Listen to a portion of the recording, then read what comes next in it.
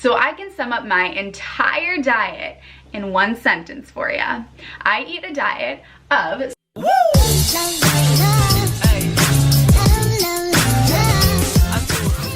Hi Hunnies, it's Emmy. If you're new to the channel, welcome. My name is Emmy. I'm a certified nutritionist and the creator of the Slim on Starch program. And on that note, if you want to get slim on starch, I have a free training for you Hunnies that is all about the top 3 weight loss mistakes that I see and how to avoid them. So you can click the link in the down bar to get your free training so that you can get slim on starch the right way, and it has nothing to do with calorie counting or crash dieting. But in any event, today's video, we are talking all about my diet, and I'm going to go over for you everything that consists of the diet that I eat. I'm going to be answering some commonly asked questions and just summing it all up for you. So let's get into it. A quick disclaimer before we get started: I am not here to preach, to convert, to try to get you to eat anyway. I'm not a doctor. I'm just a nutritionist. I am sharing the way that I eat, the way that I've seen so many people thrive, and just sharing my experience with you as well as the experience of all the other people that have thrived on this diet.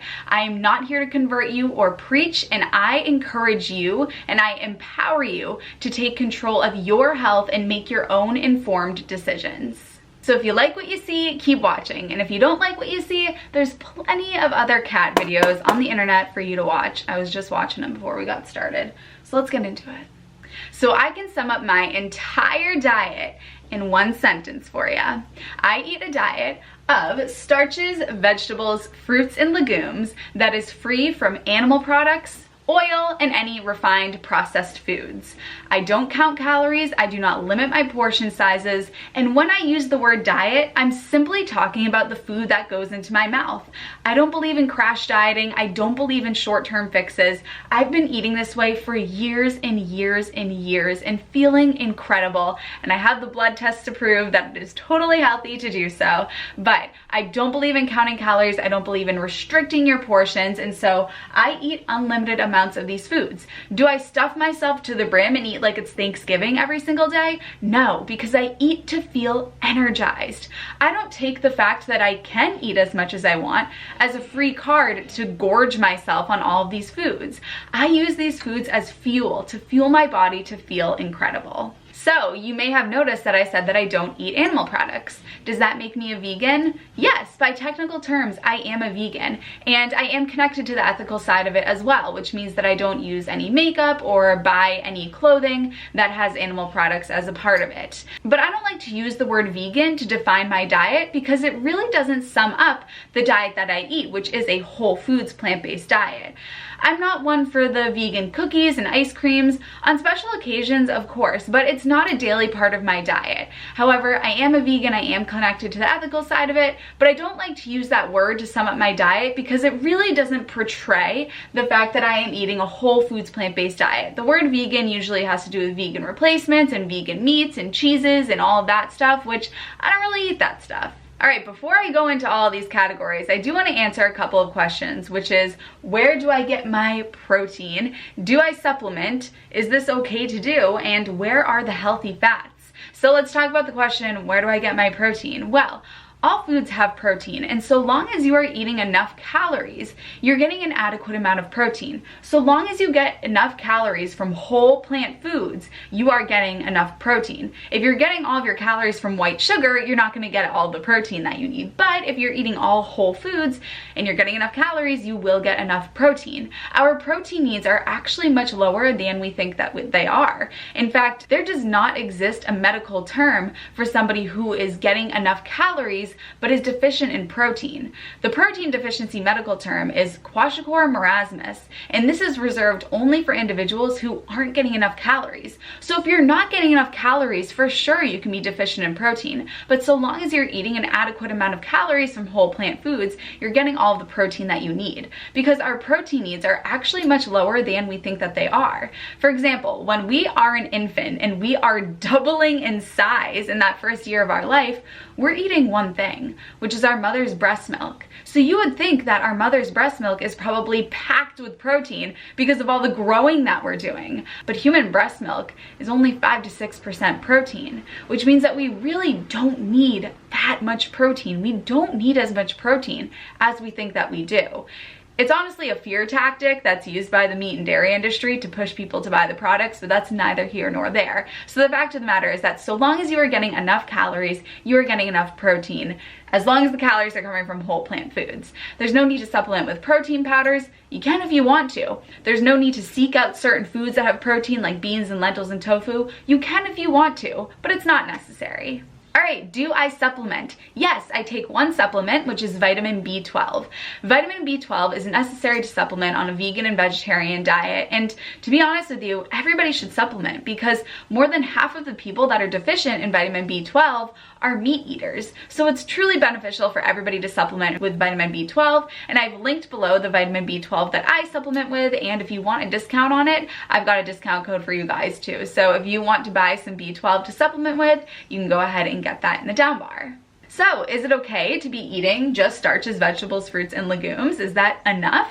Well, I've been eating this way for years and years and years. I recently went to get my physical to get my blood test done, and all of my blood tests are absolutely perfect. My protein was right where it needs to be. My calcium was right where it needs to be. So, we are good to go. And while I'm on that topic, why don't I just talk about calcium very quickly? So, people often ask, how do you get enough calcium if you are not consuming cow's milk or dairy? And the harsh reality is that when we consume animal protein, so something like milk has animal protein in it, our bones have to release something alkaline because of the acidity of the dairy. So something acidic comes into our bloodstream and our bones have to release something to balance out the pH. And unfortunately, our bones release calcium. So if you look at, correlations around the world, and I'm not saying this is causation, but the correlation, it's like, come on, between dairy consumption and bone fractures and osteoporosis in different countries, the more dairy that is consumed, the more osteoporosis and bone fractures there are in the country. So my calcium levels, according to my blood tests, were perfect as well.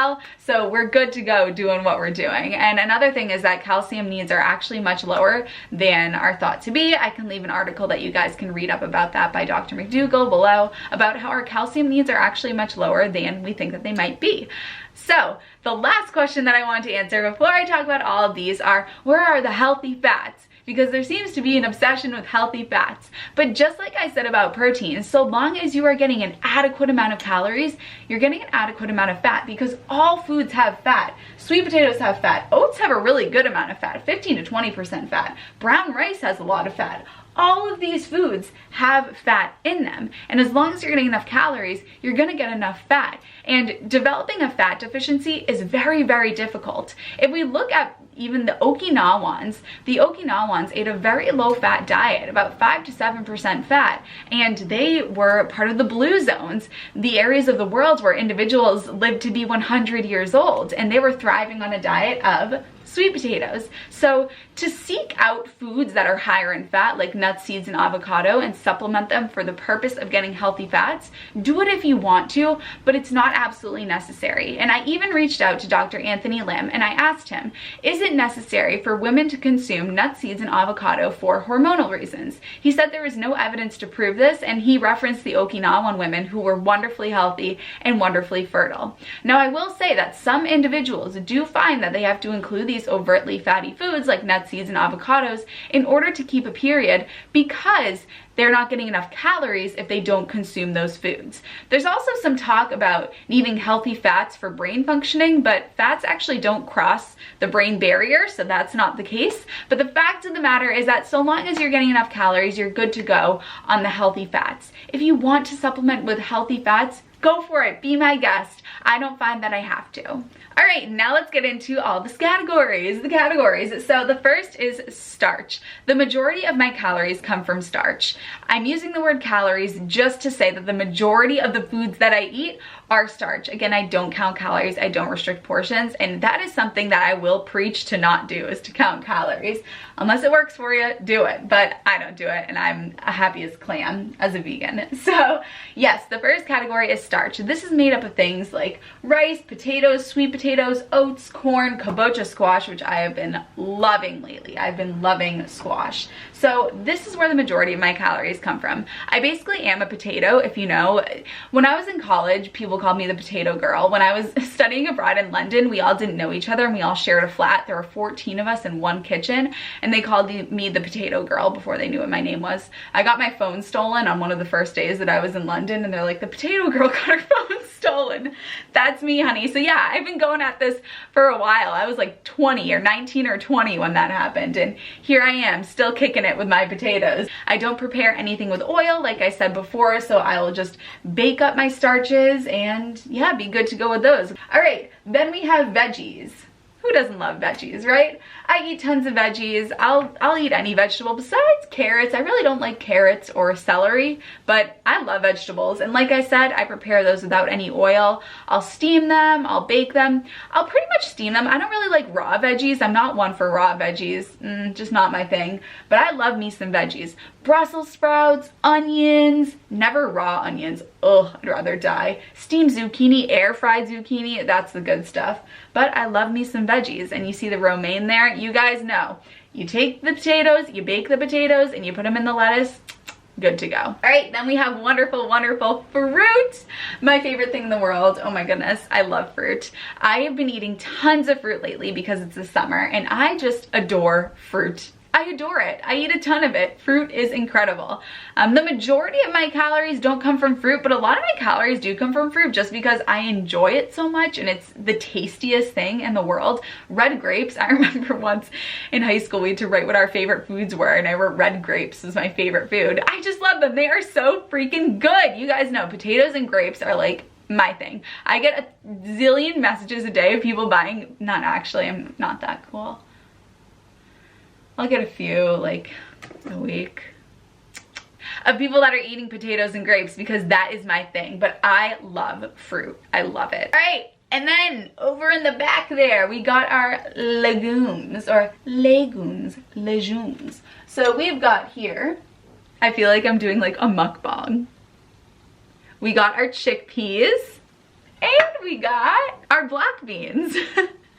So legumes consist of anything like black beans, any type of bean, kidney beans, cannellini beans, white beans, pinto beans, chickpeas, lentils, peas, edamame. These are things that make up the legume family. I don't need a ton of these, like I'm not, you know, because I usually think like rice and beans will go together, so like maybe I'll do that. I really don't eat that many legumes, to be honest with you. I just eat so much starch and so much fruit and so many vegetables. But yeah, the legume family is a part of this as well. We're gonna include them. Now, the way that I eat all of this stuff, I am plain Jane. People often ask me, well, what do you eat? And you're looking at it. I don't eat recipes, I eat food. I am so satisfied by just eating plain food because the role that food has in my life is that it's fuel. You know, I'm a runner, I'm an athlete, and I think of food as something to fuel me up so that I can do the things that I love, like run, like make YouTube videos, create things for my program. And I don't have to be in the kitchen making up a recipe because I don't need to have a foodgasm every day. I just want to eat and feel amazing and move on. And honestly, like sweet potatoes are a foodgasm for me, and so are grapes, so I'm good to go with that. But I eat things very, very plain. For example, I'll bake up this kabocha squash and have it with lettuce. I'll bake up sweet potatoes and have them plain or have them with lettuce, or maybe if I'm feeling frisky, I'll put a little cinnamon on there.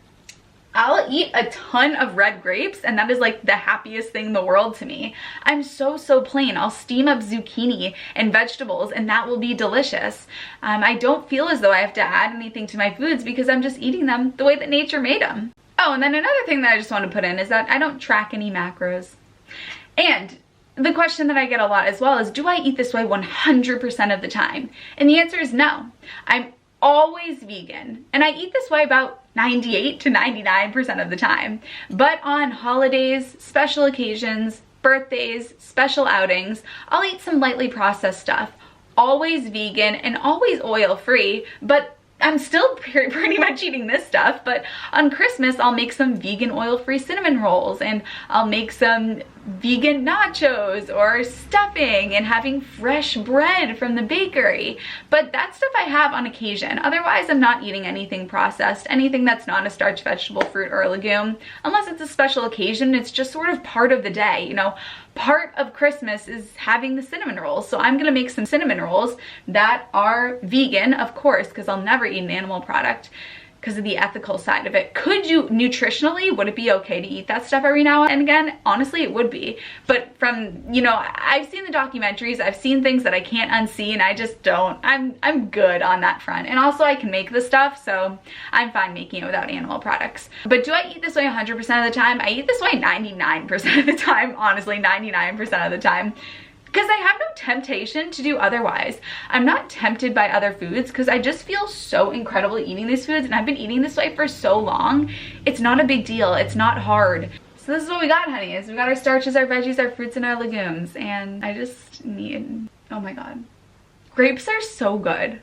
Also, the term SOS free. Yeah, I am SOS free. I don't add salt or sugar to my foods, but I didn't really want to include that in this video because using the word sugar confuses people, and you know, people think, well, fruit is sugar, and so I just don't want to get into all that. I'm talking about like refined sugar, which who even adds refined sugar to foods? And then I don't add salt to my foods, but when I get sushi, you know, I like the Oshinko rolls, and those are fermented, so they've put a bit of salt in there. And when I go out for Indian food, I always get it vegan and oil free, but he'll put some salt in there, and that's just fine. So I don't add salt to my foods. All right, my honeys, I adore you, and I'll see you in the next video. Woo!